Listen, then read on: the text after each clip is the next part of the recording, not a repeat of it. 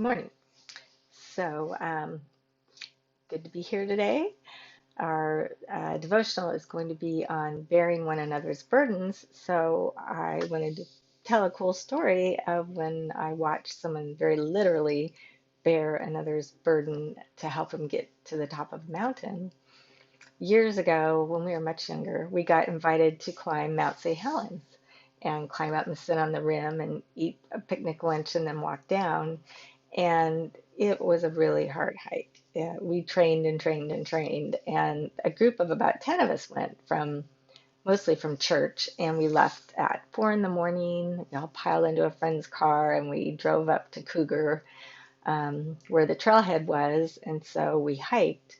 And it ended up being a really hot day. It was like over 90 degrees, and none of us had brought enough water because when you get to the top, it's boulders, which actually burned our hands as we climbed over the boulders. And then the last mile or two, it's just like ash. So you're walking in this really hot ash, and there's no shade anywhere, and we're out of water. And one of the young men who came with us was pretty overweight, and you could tell he hadn't trained, and he had a pretty heavy pack on his back. And he got to, I mean, he wasn't even 50 feet from the top, but he just sat down and he said, I'm done. I can't go another step. I'm parched. And so one of our team members who was in really good shape, who'd been sitting up at the summit for maybe 20 minutes resting, he took off his pack. He walked back down to where our friend was. He took off his pack, put it on his shoulders, and then he helped Andy up, put his arm around him, and step by step, they made it to the top. And otherwise, Andy wouldn't have made it. So I just thought that's a very cool image of what it means to bear one another's burdens. So this is by Johnny Erickson Tata today.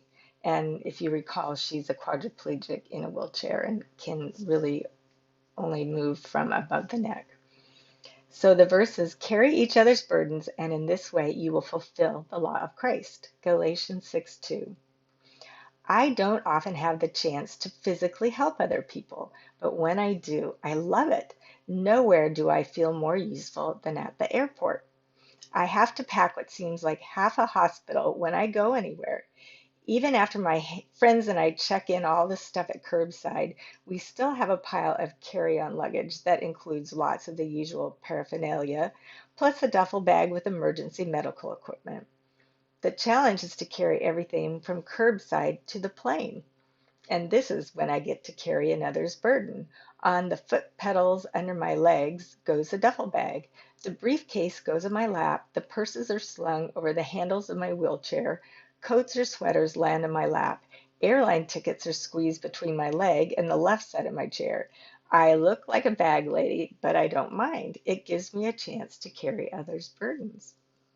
That's a cute way of looking at it. That's what Galatians 6:2 tells us to do. It's good advice, whether we bear physical burdens or emotional and spiritual burdens.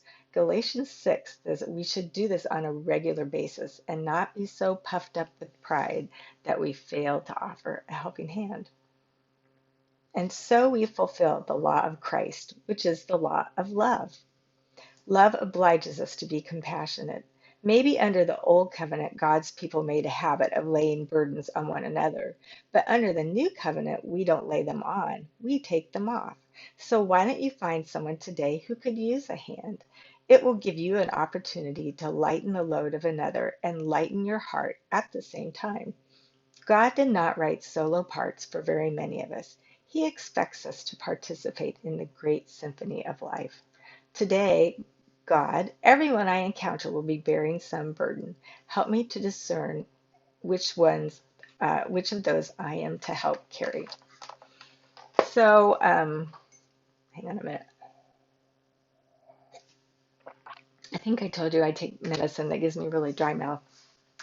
Anyway, right now, being kind of sheltering in place, it's hard to physically bear one another's burdens, but I think praying for people is one of the greatest ways that we can bear burdens. And I have been praying that God would just rise up an army of mature believers who could be doing warfare and bearing the burdens of others, even while you're stuck somewhere you don't want to be. You can still be of such great use. Um, pray. I know you're praying for your family and your friends. Pray for your caregivers. Pray for Greg and I as we serve. Pray for our families, please, for protection. Pray for wisdom for the leaders of our country and our state to know how to work through this virus thing and the unrest. And I mean, there's just so many things to pray for. Um, yeah, I feel so blessed, and my spirit is so lightened when people say they're praying for me or God put it on their heart to pray for me. And I think that really is the best way we can bear burdens right now. So I am praying for you all. I think Greg gets to come see you soon. He's going to have all the equipment, and I'm going to start pestering them to let me in too. But anyway, until then, I will be bearing your burdens in prayer. And again, get my phone number at the front desk if you want. I'll give it to you if you have a pen. It's 503-754-9889 if you ever want to call and chat and pray together. So anyway, I love you all and I appreciate what burden bearers you are. And I just know the Lord is going to use you in mighty ways. So talk to you tomorrow.